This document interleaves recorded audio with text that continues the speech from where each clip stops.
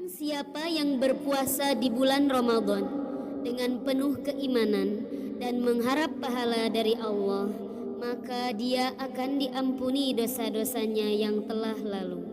Hadis riwayat Bukhari.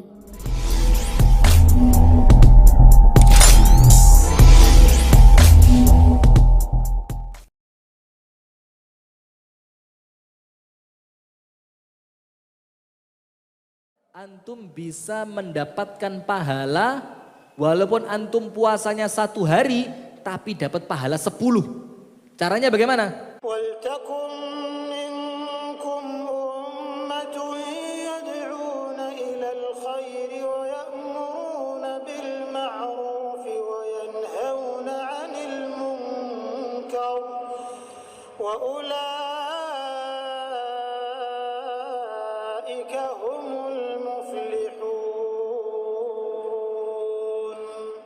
Memberi makan orang buka puasa. Ingat, jangan salah paham. Memberi makan orang buka puasa, bukan memberi makan orang puasa. Kalau memberi makan orang puasa, batal puasanya. Tapi memberi makan apa? Orang buka puasa. Maka ingat, kalau punya uang lebih, antum bisa nebeng pahala puasa. Artinya apa? Antum bisa mendapatkan pahala walaupun antum puasanya 1 hari tapi dapat pahala 10. Caranya bagaimana? Memberi makan orang buka puasa.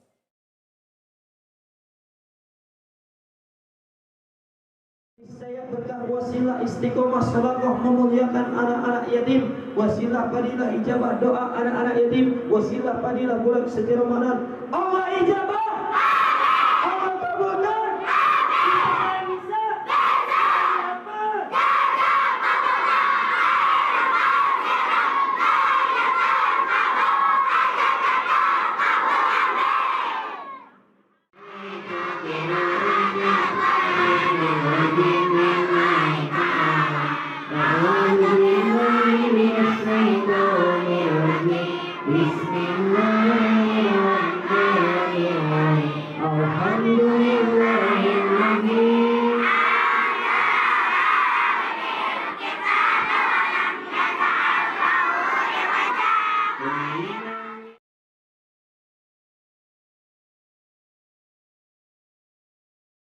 Yang terakhir, amalan spesial di Ramadan adalah infak dan sedekah.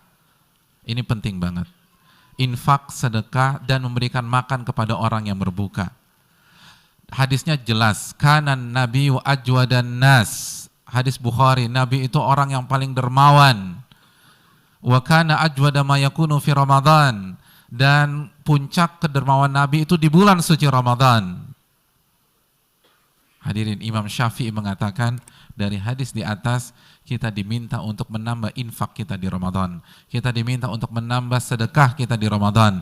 Ramadan adalah waktunya mengamalkan hadis yadul ulya khairun minal yadi sufla. Tangan di atas itu lebih baik daripada tangan di bawah.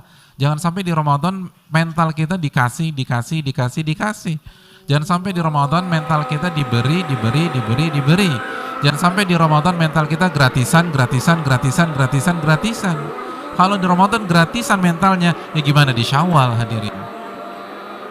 Oleh karena itu beri. Tapi saya nggak kaya. Emangnya Nabi kaya? Kan Nabi memiliki kehidupan bersahaja. Dan orang-orang beriman kan nggak nunggu kaya untuk berinfak. Masih ingat surat Ali Imran ayat 134? Alladzina yunfiquna fis sarra'i wad dharra. Orang yang bertakwa, orang yang berinfak ketika lapang dan ketika susah. Dan tujuan puasa untuk jadi orang bertakwa. Kalau benar-benar terwujud takwa itu, maka kita akan punya mental suka ngasih walaupun kita lagi susah. Dan tekankan memberikan makan kepada orang yang berbuka, hadirin. Berbuka. Karena kata Nabi dalam hadis Tirmidzi, kana lahu mithlu ajri. Dia akan dapat pahala puasa orang tersebut. Pahala puasa orang tersebut. Ini bukan pahala sedekah, pahala puasanya. Makanya sebagian para ulama salaf mengatakan, saya kenapa nih hadirin? Nyari gratisan? Enggak kan? Insya Allah enggak. Yaudah biarin aja orang ngasih, kita tetap fokus. hadirin, para ulama salaf itu lebih memilih memberikan makan berbuka kepada 10 orang yang berpuasa di Ramadan daripada memerdekakan 10 budak. Padahal antum tahu sendiri, memerdekakan budak itu nggak cukup 50 juta, nggak cukup 100 juta. Kenapa? Pahala puasa. Bahkan sebagian para salaf seperti Daud At-Tai, seperti Malik bin Dinar, dia mau pas buka nih hadirin, pas buka makanannya cuma satu, terus dia ngeliat saudaranya nggak punya makanan buka, dia kasih ke saudaranya. Kenapa? Pengen dapat pahala puasa. Jadi bukan bukan aduh gua cuma bawa satu nih nanti ya, enggak, dikasih nih untuk makan ini, anak gampang, anda beli aja nanti di sana, dapat pahala puasa. Cuma modal berapa sih, paling 20.000 30.000. Ini karena itu ini yang perlu kita camkan, kasih infak kita, sedekah kita yang terbaik. Orang yang bertakwa nggak peduli lagi susah lagi lapang, yang penting dia ngasih ke orang.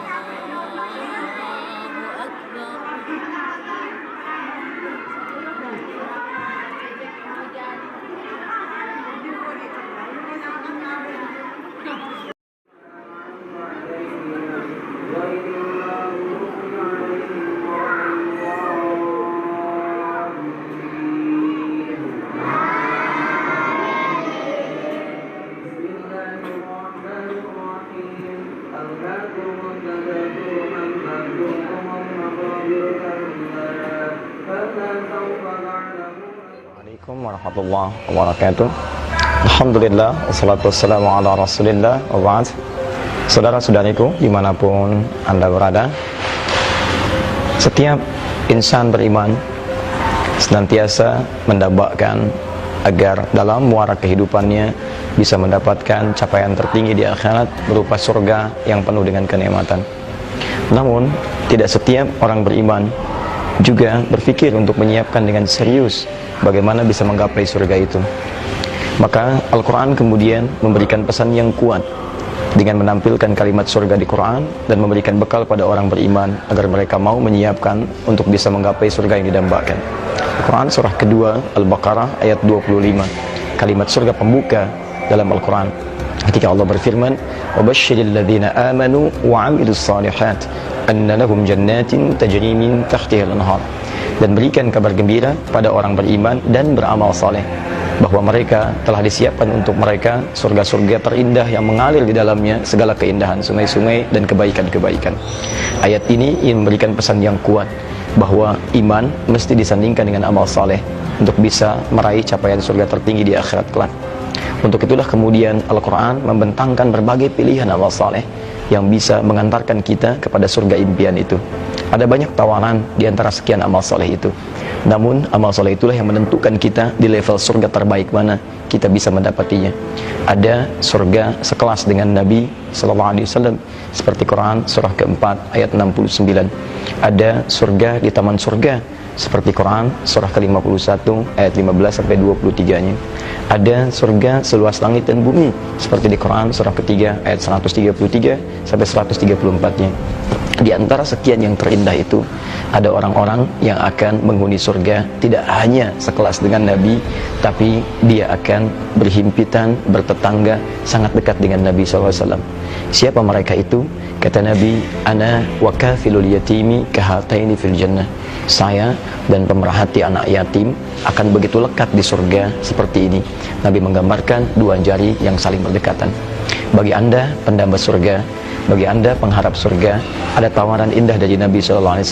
Bukan hanya surga biasa, tapi surga sekelas dengan Nabi SAW, setingkat dengan Nabi SAW, bahkan berdampingan, beriringan, kebersamaan yang sifatnya abadi dan tidak terpisahkan.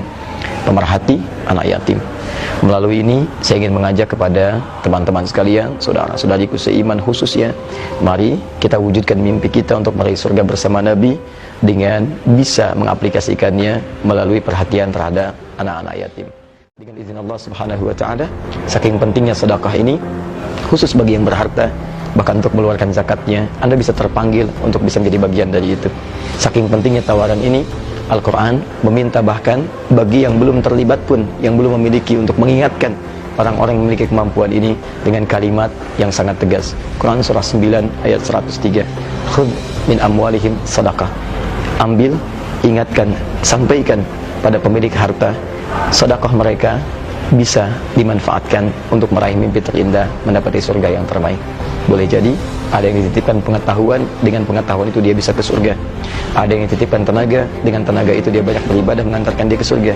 Tapi mungkin Anda yang terpilih oleh Allah dititipkan harta benda yang dengan harta itu bisa mengantarkan Anda ke surga. Bukankah itu pesan Al-Quran kepada Qarun ketika diturunkan ayat-ayat Allah mengingatkan kita pada masa lalu? Quran surah ke-28 ayat ke-77. Indah kalimatnya, wabtaghi fima atakallahu daral akhirah wala tansa nasibaka minad dunya wala tansa nasibaka minad dunya. Kata Quran, Anda tidak harus melupakan dunia, tapi jadikan dunia sebagai bekal itu untuk meraih akhirat terbaik bagi Anda seluruhnya.